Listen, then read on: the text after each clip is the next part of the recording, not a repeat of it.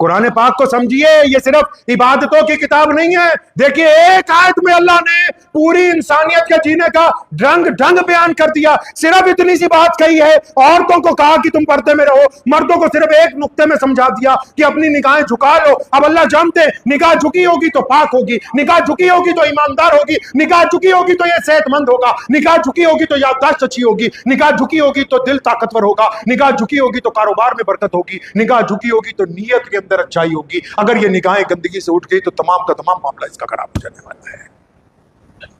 झुका के रखेंगे इंशाअल्लाह, अपनी अपनी निगाह को झुका के रखना है इंशाअल्लाह ताला। और दूसरे की बेटी को अपनी बेटी समझना है, दूसरे की बहन को अपनी बहन समझना है।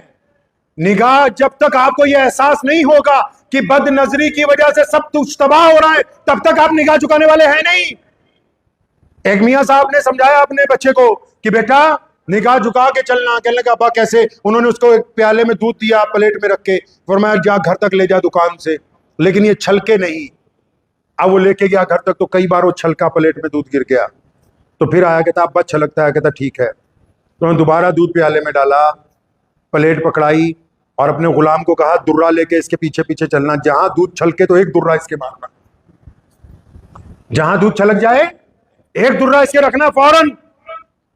अब जब वो चला है तो घर तक एक भी दफा दूध नहीं छलका, क्योंकि सारी तवज्जो दूध की तरफ सी कि मेरे ऊपर अजाब नाजिल ना हो जाए। इसी तरह हमारी निगाहें हैं। अगर तो आपके दिल में अल्लाह की मोहब्बत है, अगर आपके दिल में अल्लाह का खौफ है, अगर आप रसूलुल्लाह सल्लल्लाहु अलैहि वसल्लम से मोहब्बत करना चाहते हैं, अगर नबी अलैहि सलाम की मोहब्बत का आप इजहार करना चाहते हैं अपनी जिंदगी में, तो आपको अपनी निगाहें झुका के रखनी होगी। पंजाब